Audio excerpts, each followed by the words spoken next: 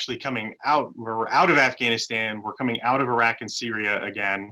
And so now is kind of a time when you would expect to see Pentagon budgets decreasing because our overseas commitments aren't nearly as high as they have been over the last 20 years.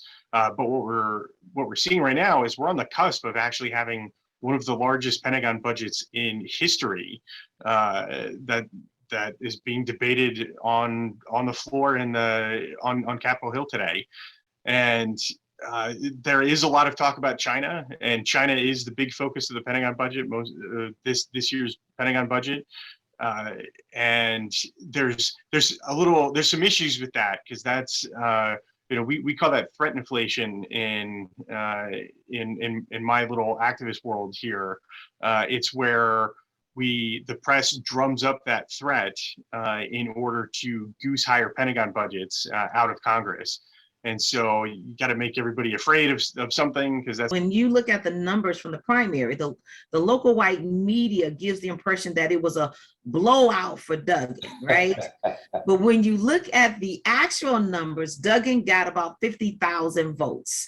Yeah. Half of that could have been easily from white voters, like 90% who are supportive of Duggan. Mm-hmm. Now, according to this scenario, Duggan got maybe 25,000 Black votes, while others got 20,000. So this means Duggan is beatable, despite what our mainstream media says. What do you say? Well, that is a form of voter suppression to create this illusion somehow or another that he is invincible.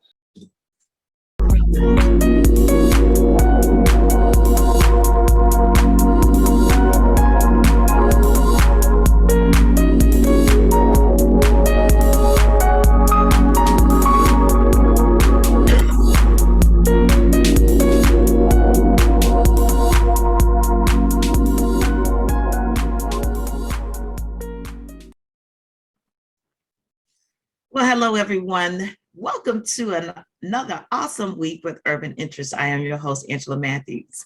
We have wonderful stories as well as guests this particular day. We're going to talk about that rally that happened in Washington, D.C. over the weekend, September the 18th, as well as the Pentagon, the government. What are they doing with regards to people of color?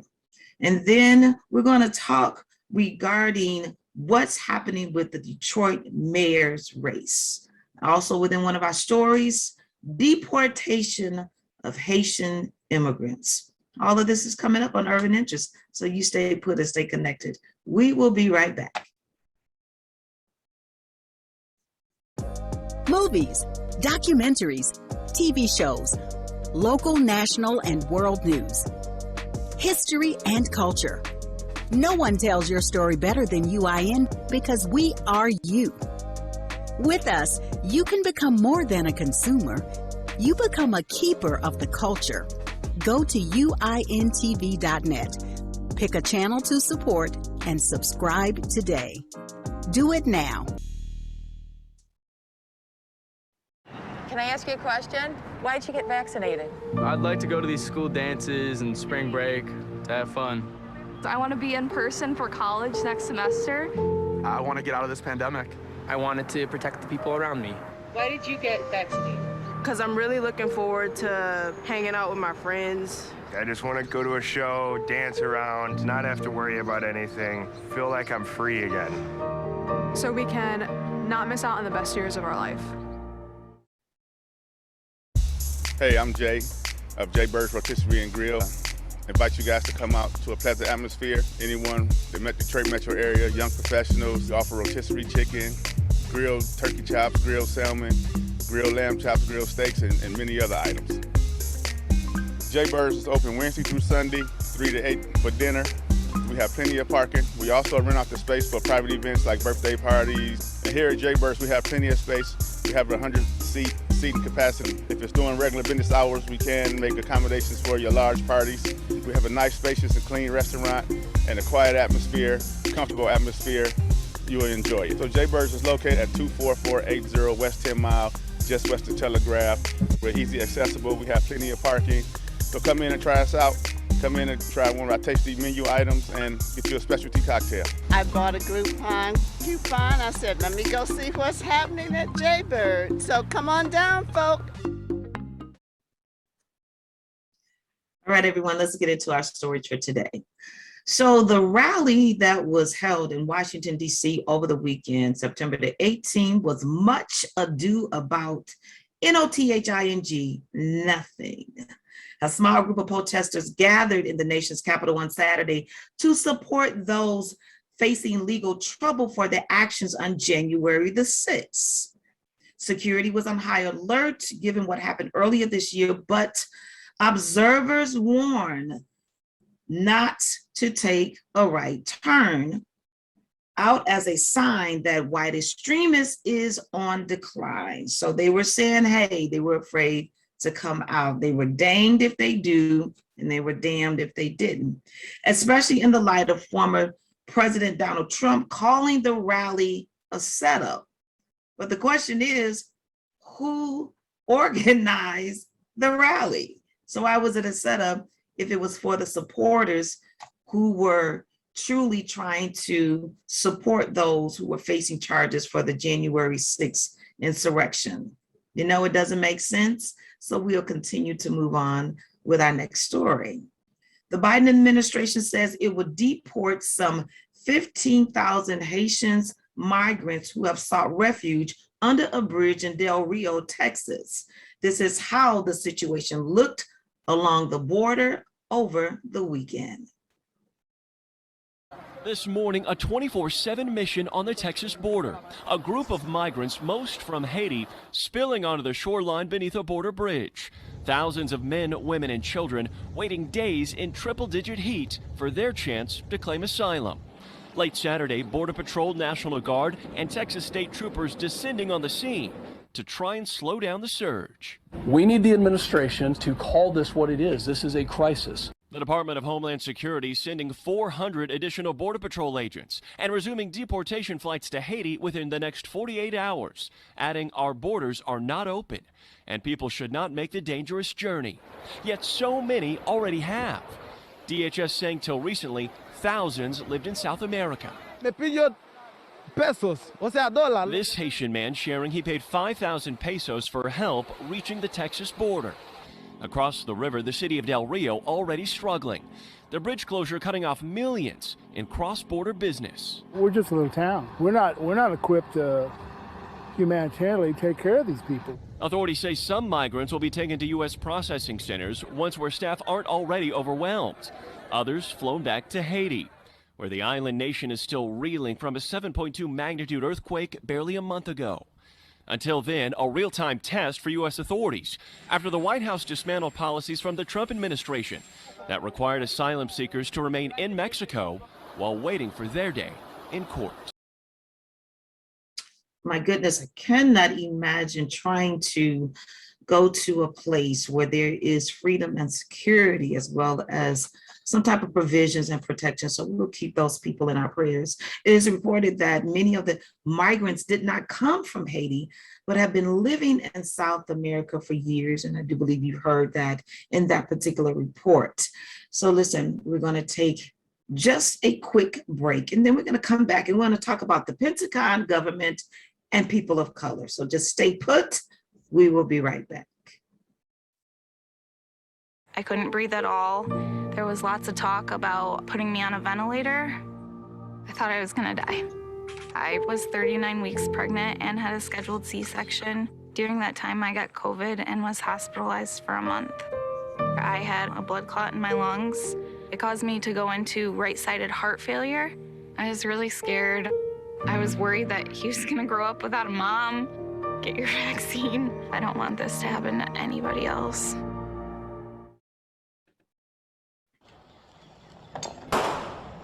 What's your emergency? Oh my God! A child just died! Signal 13 involving a child. The medicine route.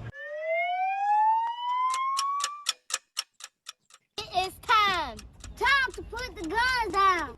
We've had enough. My future. My future. My future. Our futures are in your hands. Adults, put the guns down. When I play. Sleep. Walk to school. Visit my friends. I want to feel safe. It's time. Time to end gun violence. Our lives depend on it. Adults, this is not a request. We demand that you protect us. Put the guns down. We have hopes. Dreams. Goals. Don't let a split second of anger with someone else take away my entire lifetime. Help us live. Help us thrive. Help us build a better future. All right, so let's take a stop real quick. All right, thank you everyone for staying with us. We don't often talk about the Pentagon, the government. And so today we're going to do that. We're going to have a conversation with someone who can give us some inside information about what's going on with the Pentagon, the government, and people of color. We have Mr. Dan Grazer, who's with us. He is a Jack Shanahan military fellow and a former Marine Corps captain. Listen, he served in tours of duty in Iraq and Afghanistan during the war on terror. You remember that, right?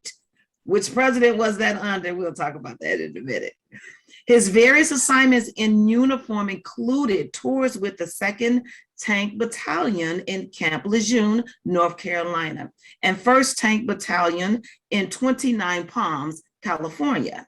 Prior to his time in the Marine Corps, he worked as a television journalist in Maryland and Missouri. So really, Dan, you worked as a television journalist?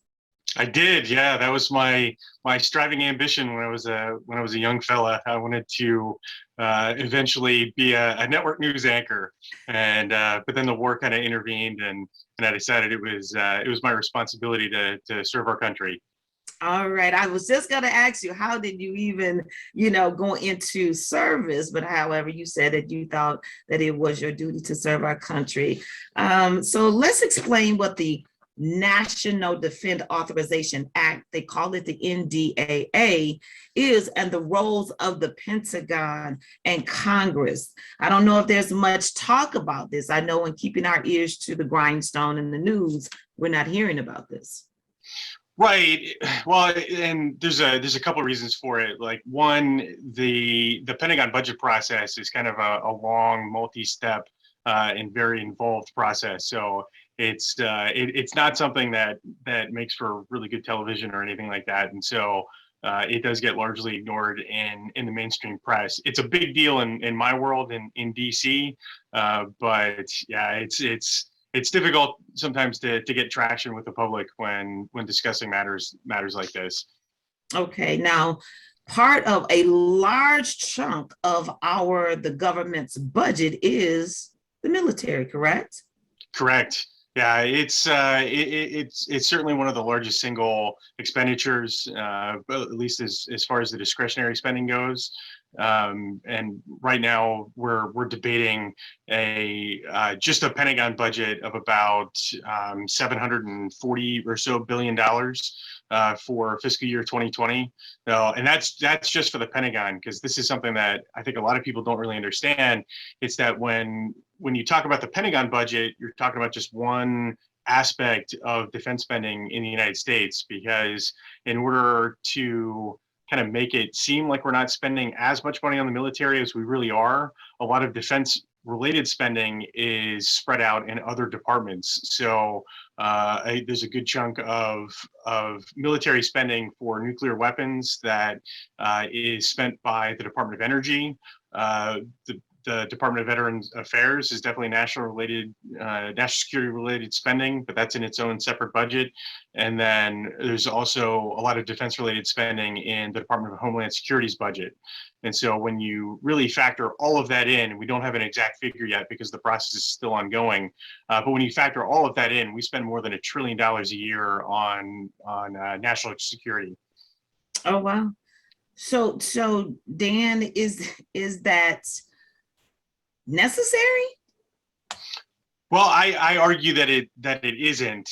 There's certainly a lot of wasteful spending in the Pentagon, just from a business case. There's a lot of wasted overhead in the Pentagon just on administrative expenses. We spend a lot paying contractors to do a lot of work that used to be done by service members, and a contractor is going to do the same work that a service member does for at least twice as much money, sometimes as much as 3 times as much money. So there's a lot of that spending that's pretty wasteful, and then a lot of the work that I do focuses on wasteful weapons programs, because we have a tendency in the United States to think that high technology is going to beat everything, which is not the case.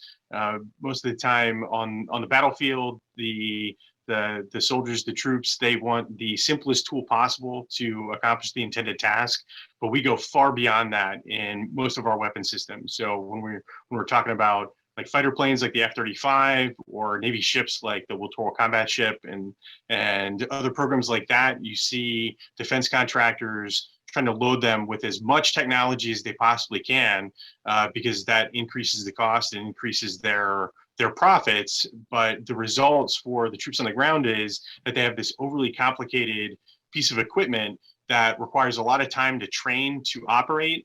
And it also breaks down frequently, because every time you add an extra gadget to any kind of device, that's one more thing that can break and can leave the thing in the maintenance depot when really it's needed out on the battlefield.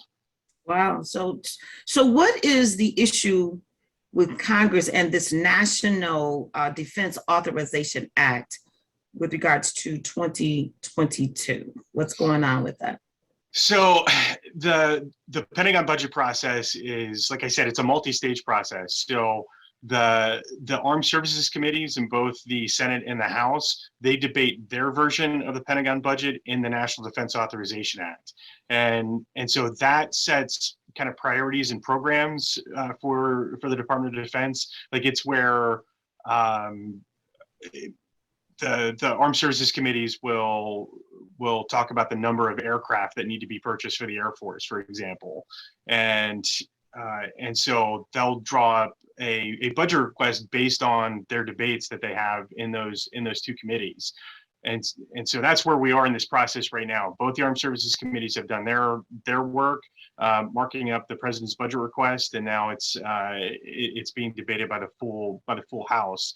And so you have to go through that step to get the Authorization Act, which will then go to the president. But then the other step that happens down the road is the appropriations committees in the House and Senate also get their bite at the apple, and that's where the money is actually appropriated for these programs. So it may or may not line up exactly with what the Armed Services Committees did, but again, it's this long, months-long process every year where lots of issues are debated. But the Authorization Act is also where policies are debated, and because the Pentagon budget is reliably every year one of the things that actually gets passed by Congress, there tends to be a rush of people adding amendments to the Authorization Act, because it gives them an opportunity to pass things that they might not be able to pass as a standalone bill. And so that's one of the things that we're really looking at this week, because this is the week that House members are debating amendments for the National Authorization Act.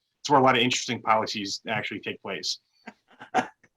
Well, listen, it seems as though that the Congress asking for, I think it's the Pentagon is asking for additional funding, seems to be, from an outsider's perspective, in line with what's going on, because it seems as though we are at high alert, with being at some type of a war that's going on. We've got the people coming from Afghanistan, and that's a tense situation. We've got this thing going with, China, and the thing going with Russia. So from an outside perspective, someone might say, hey, give them the money because we need to be secure. What are your thoughts about that? Well, I wholeheartedly agree that we need to be secure, but we need to do it the right way. So right now we're actually coming out. We're out of Afghanistan. We're coming out of Iraq and Syria again, And so now is kind of a time when you would expect to see Pentagon budgets decreasing because our overseas commitments aren't nearly as high as they have been over the last 20 years. But what we're seeing right now is we're on the cusp of actually having one of the largest Pentagon budgets in history that is being debated on the floor on Capitol Hill today. And there is a lot of talk about China, and China is the big focus of the Pentagon budget, this year's Pentagon budget. And there's some issues with that, because that's we call that threat inflation in my little activist world here.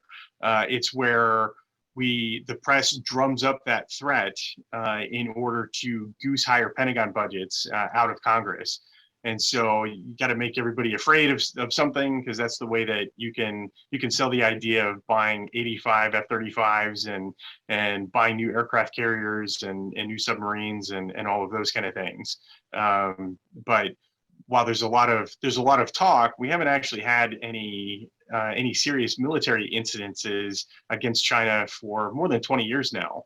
And so there's a little bit of a mismatch between the reality on the ground and what circulates in national security circles in Washington, because a lot of this is artificial. We're almost in a second Cold War now with China, and much like the first Cold War, when we had the threat of the Soviet Union, that was useful to goose Pentagon budgets, and that lesson's not lost, because there's still a lot of people from those days that are around. And with our overseas commitments in the Middle East and Central Asia drawing to a close, they needed something new in order to continue goosing the Pentagon budget ever higher. And China serves a useful purpose for them, at least in their designs. So Dan, being an activist, where do you think that the additional funding, where should the funding go? The additional funding for the Pentagon, or right. Where the money should go beyond that?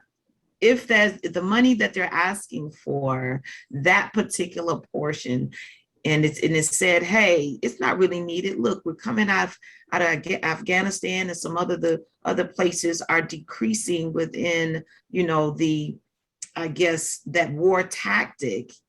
Then if we don't need it in those areas, then where should that funding go?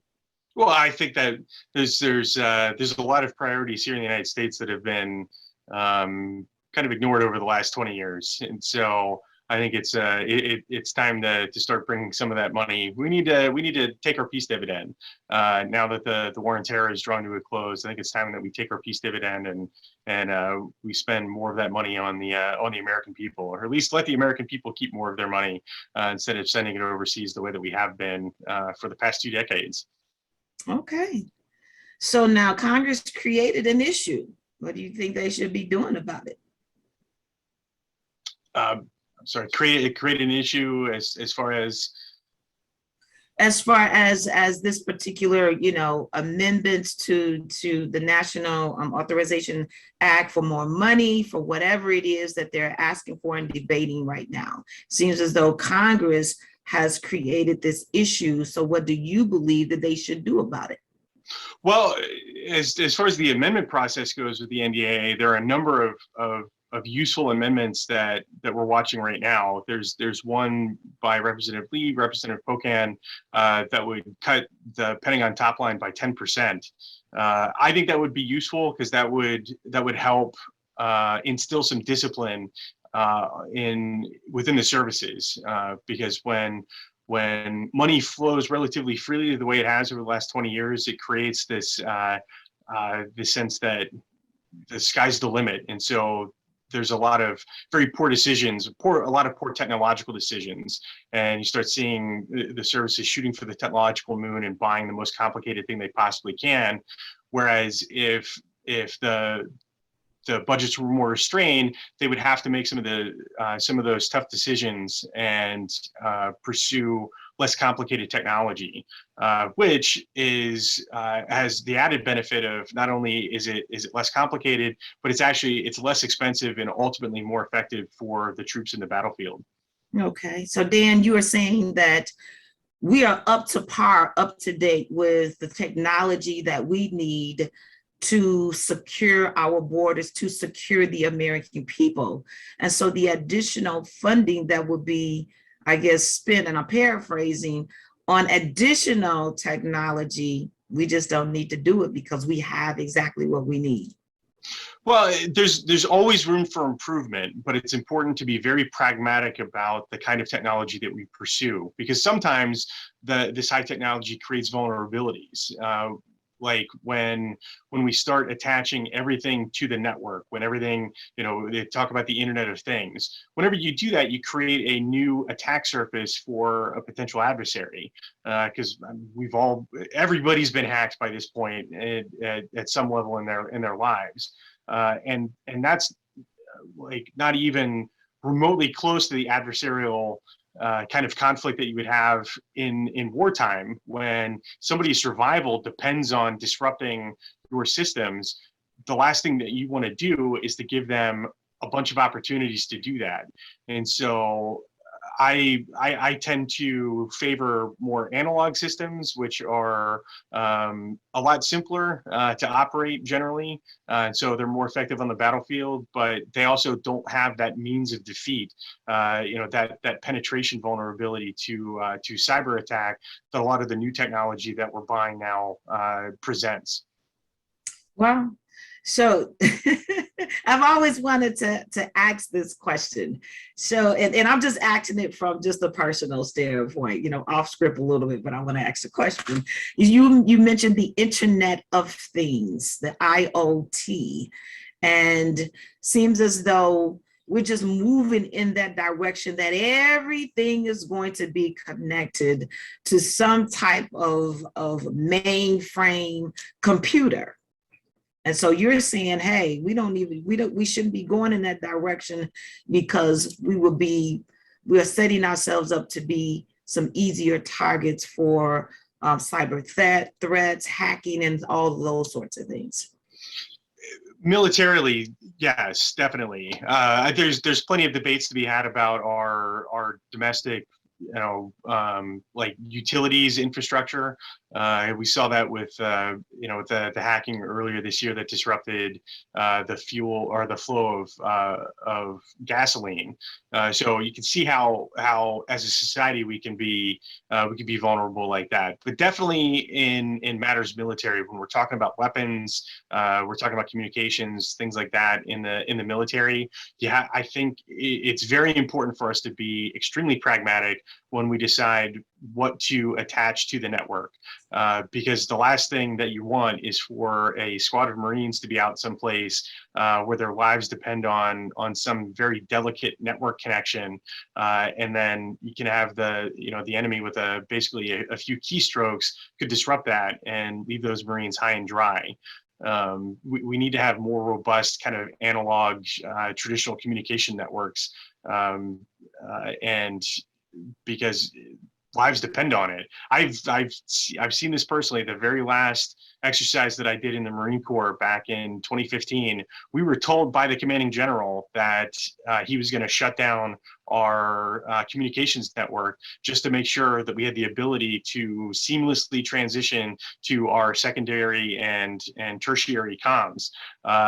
We knew this was going to happen because he told us. I was there in the meeting when he said it, and then when it did happen, everything shut down because nobody could talk to each other because we had grown so dependent on those fragile networks. And so we just didn't have the ability to transition back to our, the old school methods of doing things. And so that's a very real problem, because I guarantee you that when we do have to go fight a reasonably sophisticated adversary again, and we will, that they're looking at the way that we've networked ourselves together.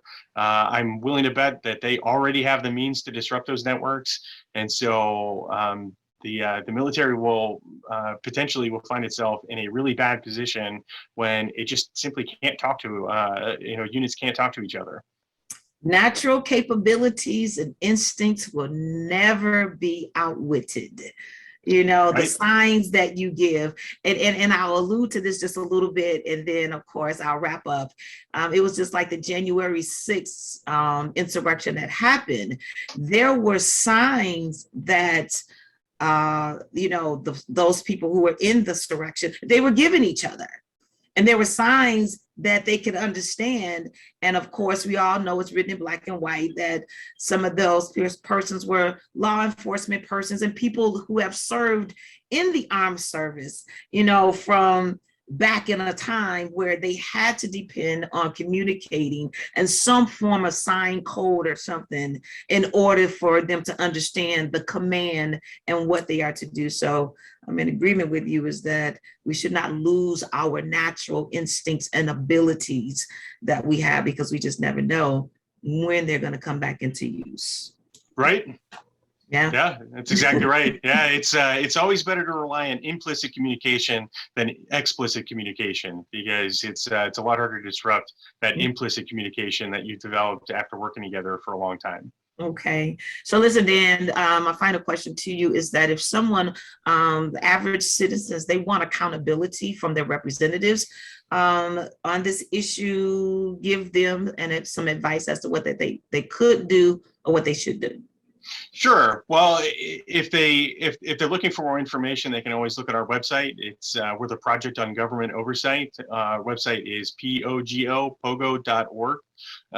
We have all kinds of resources. We've been working on these issues for more than 40 years now, and so we've got plenty of plenty of information for you to act on. I would encourage people that in the contacts that they have with their political leadership, representatives on Capitol Hill, just to let them know to call, because phone calls to Capitol Hill are always more effective than emails are, to let them know that you want more restrained Pentagon budgets, and to talk about the implications of that. The purpose of cutting defense spending is to create a more effective military. It seems counterproductive to a lot of people, but I promise you that is the way it works. All right. Listen, everyone, we've had Mr. Dan Grazer here with us talking about the Pentagon government, defense spending, the amendment on and I want to say this right, it is the National Defense Authorization Act, and the roles in the Pentagon and Congress are playing right now. We have to stay abreast of everything. I know Dan, people get tired of like, okay, we got out of this one thing and we're into another one, and you're telling me to pay attention all the time. What the right? It's a perpetual state of crisis. It is, and it creates a challenge in keeping the public engaged on matters that really do impact them. Thank you so much for you and your team of people. You say you've been doing this about 40 years. Thank you so much. And thank you for coming to talk with Urban Interests, just to bring another eye to something that we should pay attention to. So thank you so much. Thank you, Angela, for having me. All righty. Listen, everyone, we're going to take a quick break, and then we'll come back and we'll talk with Attorney Anthony Adams and the mayor's race heating up in Detroit.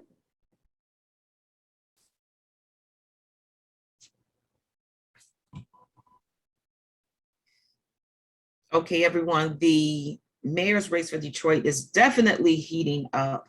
And we want you to know that we have extended many invitations to the current mayor, Mayor Duggan. However, there has been no showing to any of the invitations that has been extended. We do have with us Attorney Anthony Adams, and he is a principal at Marine Adams Law, PC, and Attorney Adams has been definitely showing up for every debate the invitation has been extended to. So hello there, Attorney Adams, how are you? Good morning, how are you?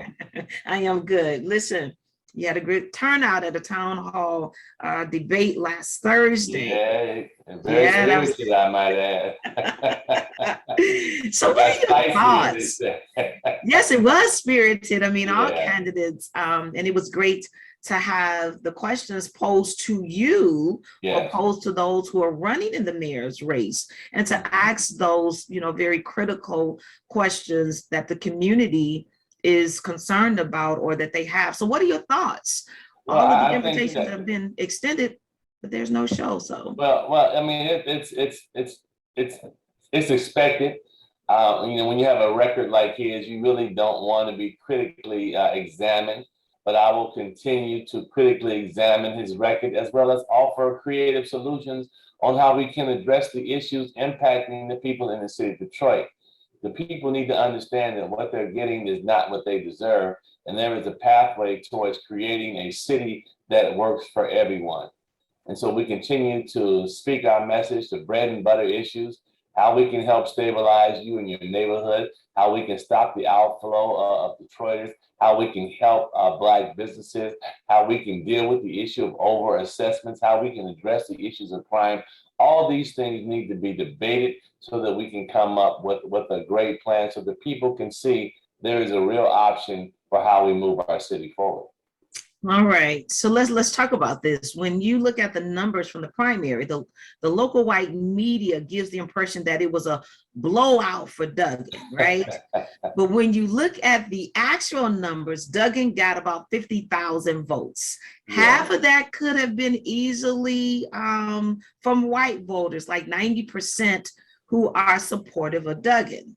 Now, according to this scenario, Duggan got maybe 25,000 Black votes while others got 20,000. So this means Duggan is beatable, despite what our mainstream media says. What do you say? Well, that is a form of voter suppression to create this illusion somehow or another that he is invincible. But we know through the numbers and being out in the community and talking with people that there is a clear pathway for a victory. Obviously, the issue is continuing to increase my profile, my name recognition, so that people get to know who I am. Because what I find out is that once people get a chance to talk with me, because I go everywhere, I will answer any question. Once they understand that I do have a platform that is very progressive for Detroiters, I tend to win a lot of people over. And so one of the main reasons why he will not debate me, and it's smart on his part, I might add, is he doesn't want to be on the stage with me where we are debating the issues and people can see that I have a clear understanding of the issues, as well as a understanding of how we can actually deal with and address our problems in the confines of the budget that we have. All right, so Attorney Adams, what part of your message is resonating with Detroiters and why? Well, so the first part of the message obviously deals with the issue of overtaxation and overassessment. Detroiters are still on edge about that issue. And when you look at the numbers, we have now more than 40,000 people that are in jeopardy of losing their houses as a result of tax foreclosure. Their names have already been forwarded to the Wayne County Treasurer for tax foreclosure. I'm saying, wake up, people. You're getting ready to lose your house. There is a way for me to help you get your house back, get you out of the tax foreclosure status.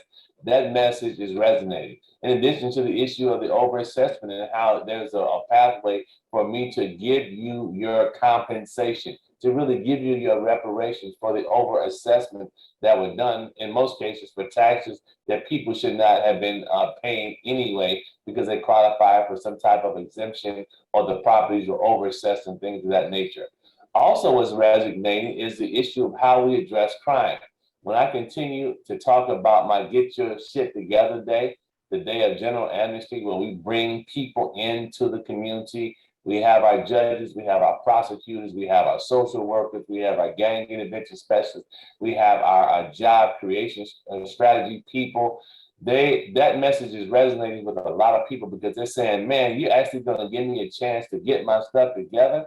If you can help me get my stuff together, help my son get his stuff together, bring our young people back into a productive mix and provide them with a pathway to be a productive citizen, that message is clearly resonating. I think also the issue of transparency in government.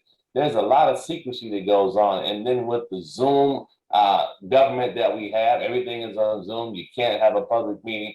I find it interesting that I can go to a Lions game with 70, 80,000 people, but we can't have an open council meeting or a public discussion about the issues impacting the city of Detroit because there is a fear factor in people actually getting the information and then doing something with it to improve their lives. So there are a lot of things that we're talking about. The message is resonating. We just have to keep pounding the bricks, beating the pavement, and talking with people. All right, I do want to ask you about the, that Public Meetings Act. What you just shared with us, it seems as though that having something closed, but if it's not in line with the Public Meeting Act, is illegal. Well, so they're skirting the law and kind of playing on the edges, because when COVID was declared, there were some eliminations of certain requirements. The meeting is considered public if, in fact, it is a Zoom meeting. That's considered public. But the fact that they can control the who comes into the meeting, who gets out of the meeting, who gets a chance to speak, it places great restrictions on the public's ability to really express their view on the issues, because they're controlling all the switches and levers of power on who can get in the meeting. So technically, they're in compliance. But then when you deal with the fact that there's still a great digital divide in the city of Detroit, where a lot of people don't have access to a dedicated computer line. There's only so much functionality you have in your phone, and who's going to use up their minutes zooming into a public meeting when their data plan, they may have a limited data plan. So there's a lot of games being played, and if you understand the environment, then you'll kind of make changes. I say, why not have city council meetings or mayor's meetings in Shane Park? We can go down there. We're down there and saw a Kim concert with my wife. Why can't we have a meeting of the public so that people can voice their concerns? It's a lot different when people are in a venue voicing their concerns versus whether this controlled environment with Zoom, where you can restrict and limit what goes on. All right, Attorney Adams, you're on it. So Duggan, sometimes I don't even know how to pronounce his name, but Duggan recently said, and no disrespect, but that's, people get tongue-tied with it. Right. Recently said your campaign is about hate. Yes. Now, given America's long history of hatred against Black people, it would seem that even Black supporters would be offended by this claim, but we've heard nothing from them. So why do you think this is? Why are Blacks just seemingly sitting and not? I would have thought that people would have said, wait a minute, when you talk about hate, and given the level of racism that exists in our own community, I might add, racism against Black contractors, because Black contracting is at an all-time low in the city of Detroit. That's a form of economic racism. Racism against the people who live in the communities because they can't get the resources which they need in order to sustain people in the neighborhoods. You would have thought there would be a much greater outcry, but people are afraid to really deal with the truth. And the problem that I'm having with that is that when you start talking about hate speech, I do hate what's going on. I hate the fact that people's basements are flooding seemingly every other week when it rains. I hate the fact that people are overassessed. I hate the fact that people continue to be overassessed. I hate the fact that people are in jeopardy of losing their houses as a result of tax foreclosures. I hate the fact that water shutoffs are continuing. I hate the fact that utility shutoffs are bad. I hate the fact that DTE is not providing a level of service. I do hate all of those things, but that is not hate speech. And so it's a Trump tactic that you use in order to paint someone in a picture as an angry Black man. And everybody who knows me knows I'm not the angry Black man. I'm the same guy that picked your kids up from school and took them home, or hung out with you at PAL football games or basketball games, or hang out with you at concerts at Shane Park, or a guy who's really active and engaged and involved in his church. So people that know me know that it's a lame excuse by a person who doesn't want to stand on the stage and debate their record, because quite frankly, he's very thin-skinned and doesn't take criticism well.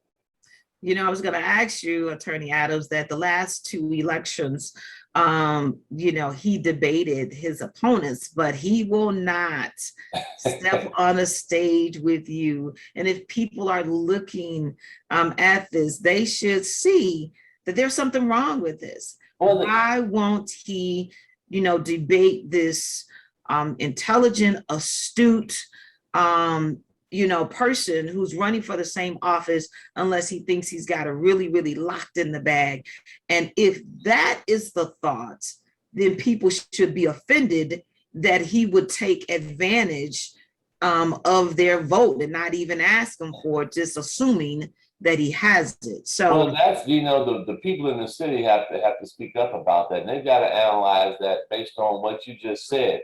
But in a situation where there are clear contradictions of what people say, what the mainstream media says versus what people are actually feeling, if you are so confident, that you are so self-assured that your platform and programs will withstand scrutiny, then by all means, come on stage and let's talk about your policies, which led to more than 90,000 Detroiters moving out when the promise was made that you would stop the stem of people actually leaving the city of Detroit.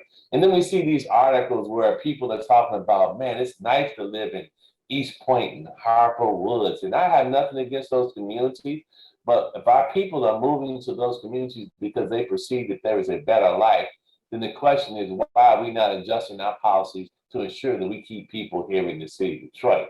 And that's what he doesn't want to debate. He doesn't want to debate his failures because he has failed in many things which fundamentally impact our own community. Wow, that's a very keen observation, but it's also very factual. So if people wanted to look up this information, you can see, and it has been stated, it's black and white, that from the time the current administration moved in, that Detroit went from like an 82%, 85% to like about 76 to 78% now. Right. So what Attorney Adams... Then you just look at home ownership in the city of Detroit. We're becoming a renter population. We have more people who rent their homes versus own their homes. And when I talk about economic exploitation, because this really gets to the issue, when we don't own party stores, when we don't own dry cleaners, we don't own beauty and barber supply stores, we don't own a grocery store. And so we're being economically exploited with our own dollars that we make.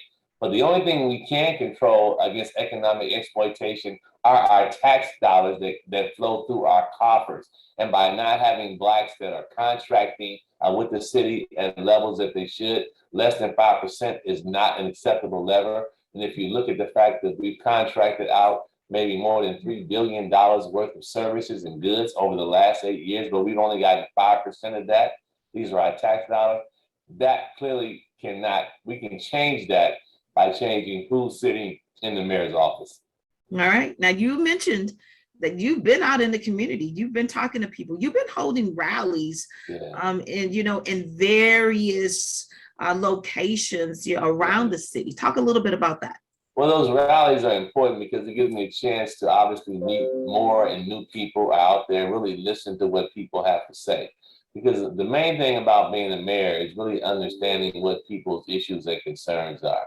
And so this past Saturday, I had a rally at Gordon Park, had a great turnout where a lot of people came, and also had a lot of young people participating in this rally. I had 2 young artists that were spoken word artists who were able to use the language and talk about the issues impacting the city of Detroit.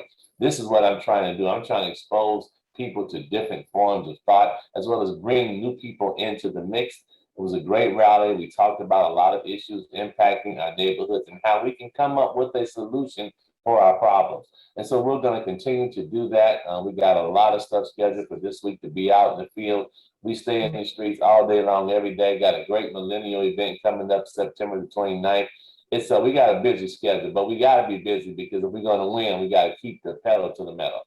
You're right about that. And you did say the question was asked of you in the debate, and I'm paraphrasing, how would you reach out to the millennials, the younger generation, and allow some opportunities, some leadership opportunities? Exactly. And you seem to already be on that particular situation. So kudos to you for that. You have experience in education, Attorney Adams, and as a school board president. So you've got man of many talents. And general counsel for the school district as well. I was on both sides. Oh my goodness. So Attorney Adams, as mayor, How do you improve, or how would you improve the educational system in Detroit? You know, it has come under fire quite a bit, been attacked in many areas. So what would you do, having all of that knowledge and experience to improve it? So first off, you know, the mayor has to be the chief advocate for education in the city of Detroit. I know that the school board has a superintendent and there's an elected board, but at the end of the day, people will not stay in the city of Detroit if our schools are not what they need to be. People may move here without children, and when they get children, they move out of our community or they find other options. I have to be an advocate for the schools. And to that end, I've called for the creation of a chief education officer, someone who can interface with our public school system as well as the charter school system, which has an equal number of students, in order to ensure that we're all evaluating our performance on the same standard. I'm actually going to be releasing at the end of this week a very progressive strategy on how we can deal with underlying issues of literacy in our community, and the fact that our third graders are not reading at levels where they need to be reading at, and how do we begin to bring these programs together and not in a silo fashion, school board here, mayor here, philanthropic community here, but how we merge all these systems together so that we can create a pathway for our children to learn. In addition to dealing with the issue of adult education, which also is a major part of what we need to address in our own community. If we have children that are not reading at third grade levels, chances are the parents aren't reading at the levels that they need to read at as well. And how do we begin to provide the wraparound services and education for both our young people as well as our parents so that they can help assist in learning education? These are the kind of ideas, when we talk about progressive ideas, these are the things that we need to be talking about. Well, Attorney Adams, you seem to definitely be about the people and not about the businesses. Yes. Mayor Jackson of Atlanta helped to take the mantra of the Black Mecca from Detroit with his policy on city contracts. How important is it, Attorney Adams, that who gets the contracts relates to the quality of life for the city or any city? Well, clearly is directly tied to it. When I talk about economic exploitation and entities that we don't control, clearly we do control the city and how it actually spends its tax dollars. And there are ways that we can enforce and require that the dollars actually be spent in our own community. Our money is not circulating in our community at a high enough level. If a dollar comes in at 8 o'clock, by 8:10, it's already out the door. Novi, Somerset, or Troy. We got to keep those dollars in. We got to make sure that our tax dollars are going for businesses that actually do work in the city of Detroit, that they actually employ Detroiters. It's not good enough for me to pay a fine. I need people employed. And if you're telling me that people aren't qualified, then maybe we need to hold the contracts and services until we can qualify people to do the work and then move forward in a much more aggressive manner. We have to reclaim the mecca of Black achievement and excellence.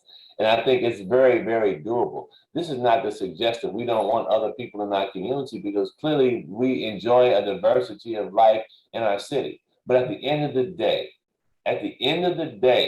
we've got to make sure that the dollars that are being collected from the residents of the city of Detroit, they go to spend and fuel a $2 billion public service corporation, that we get more than a pittance of the money that's actually being spent. And if I got to hold up the contracts and services and provide basic level of services until we can get people qualified so that those dollars can be spent in our community, then that's the way it's got to be. All right. All right. In my mind, I'm wondering, could there be two Black Meccas?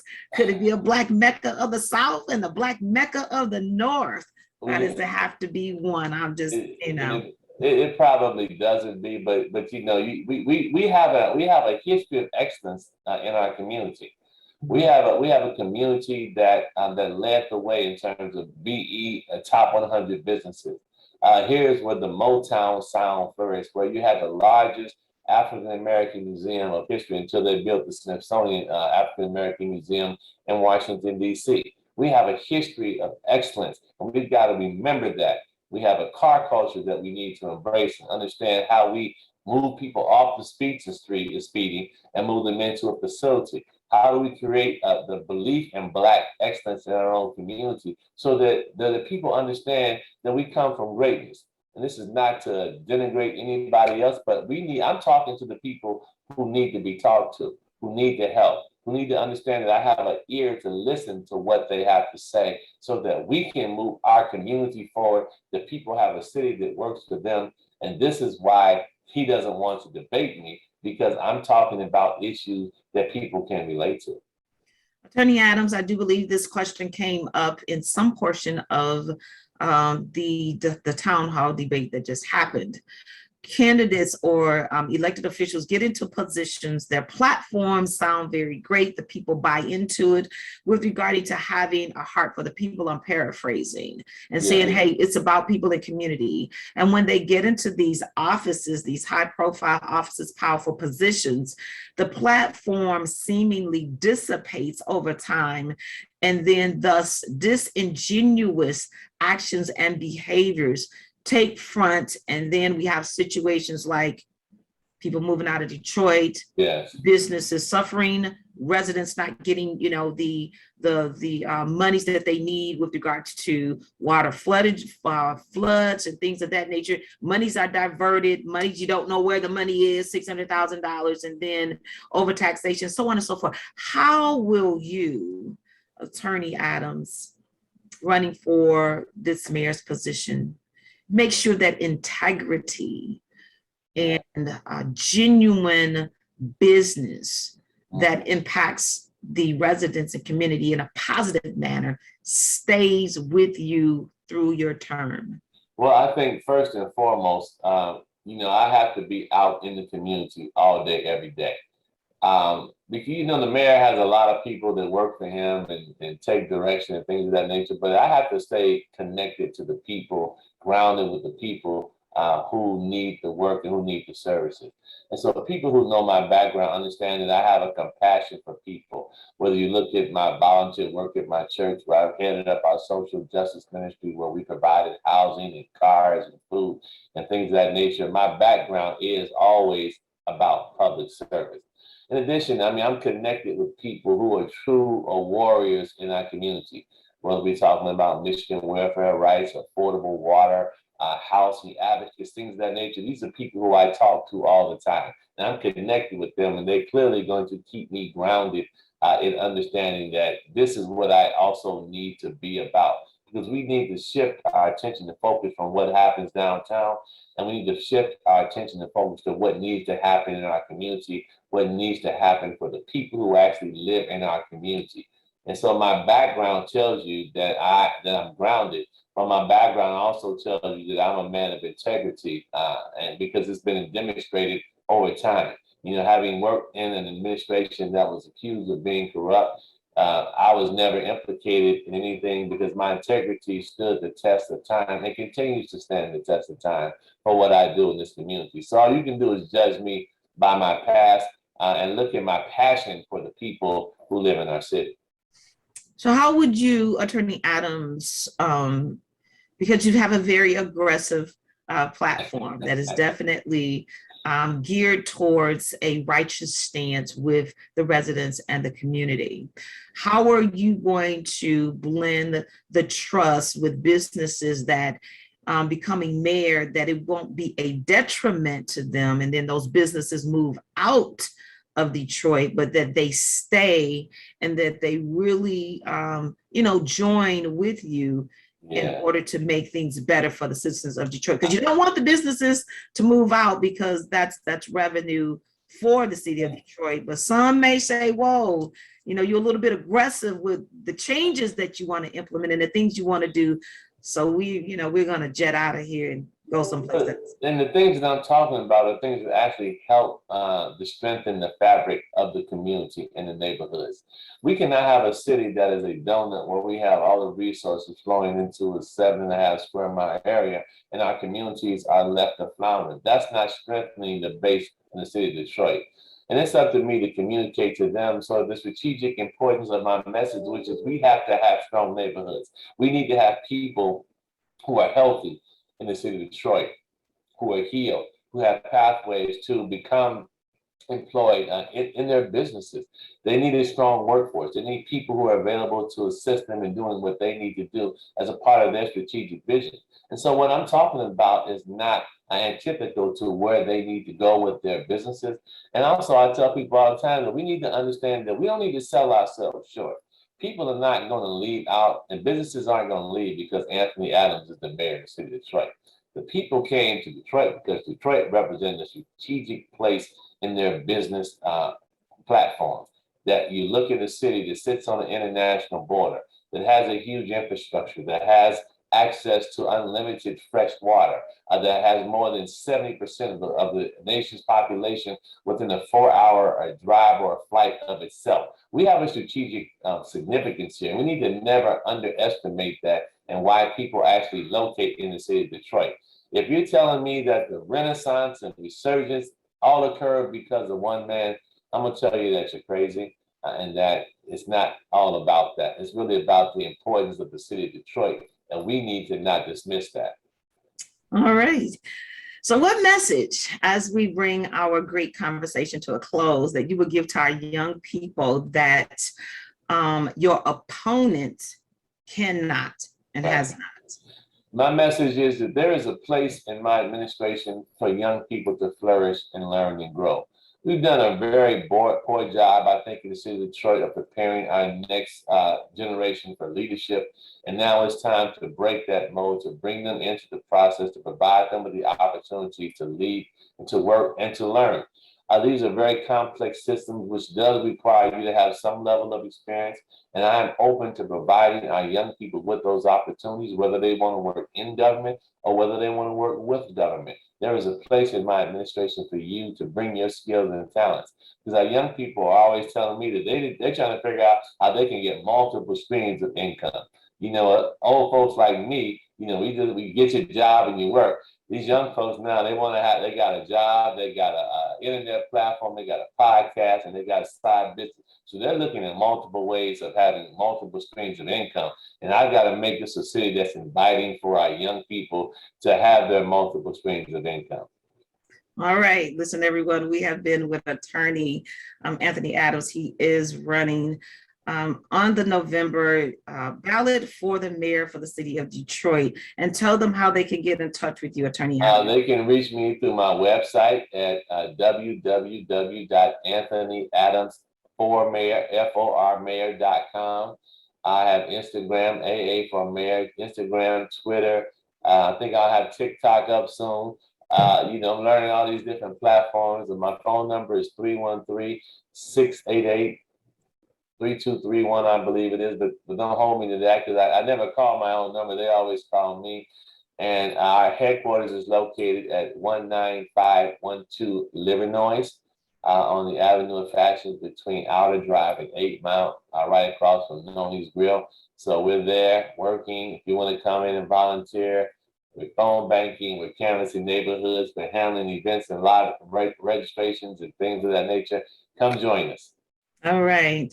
Listen, thank you for stopping by to talk with us. Thank you for having me. Crystallize a lot of things, and you continue to do so. All right. Thank you so much, and we will talk with you later. It's always a pleasure having a conversation with you. All right. All right. Listen, everyone, you have just listened to the conversation with attorney Anthony Adams. He is running for the mayor for the city of Detroit on the November ballot this year. So seeing this particular show, UIN, go and check him out, listen to what he's talking about. And then also you can listen to the current mayor and you make some important decisions because this election is absolutely critical. And you can also find Attorney Adams somewhere in the city of Detroit at a rally or community event, talking with you personally, listening to you so that he can take your concerns to the mayor's office. We're going to take a quick break and we'll come back and wrap up this segment of Urban Interest. So stay put. At Detroit Public Schools Community District, our students reflect our legacy, seek knowledge, and inspire us every day. I'm assuming I'm done, right? Where we educate every student to make a stronger Detroit. Enroll today and rise up with DPSCD. As an Olympic athlete, I prepare for everything. So when I became pregnant, I thought I was ready. But at 32 weeks, I was diagnosed with severe preeclampsia and had an emergency C-section. Looking back, had I known the warning signs, I would have talked to my doctor sooner. Too many women die of pregnancy-related complications, and most are preventable.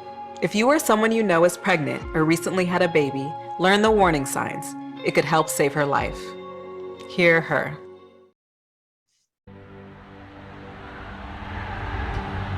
Today, we bring you the first part of our global broadcast exclusive conversation. The streets of Tahrir have once again been filled. Key issues here at the United Nations Climate Change Conference remain unresolved. Police are saying the protesters to move further and further away. I'm Amy Goodman. And I'm Juan Gonzalez. And those are some of the headlines. This is Democracy Now!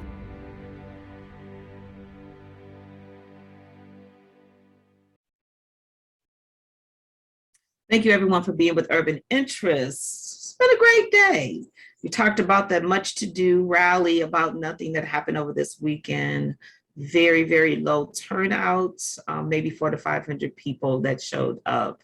And then also we talked about the deportation of Haitian migrants back to Del Rio, I do believe Texas, that is. And then we've had a conversation with Dan Grazer. He is a Jack Shanahan Military Fellow and a former Marine Corps captain and served in duties in Iraq and Afghanistan during the war on terror. That was a great conversation about Pentagon spending. What is that? And why do they spend so much and ask for so much money? And then we talked to a candidate for mayor for the city of Detroit, Anthony Adams. That was a great conversation, crystallized a lot of things. You can catch that town hall debate on DetroitIPTV.com YouTube page. Again, that's Detroit, DetroitIPTV.com YouTube page to catch that debate if you missed it, as well as you can catch us on urban.interest. That's urban.interest on Instagram, on DetroitIPTV.com, or our UIN network, as well as affiliates in Atlanta and Washington, California, Chicago, Ohio. We are everywhere, bringing you the particular news and information from an urban perspective. I am your host, Angela Matthews. We'll catch you on this Wednesday. Come on back. Great stories, great guests.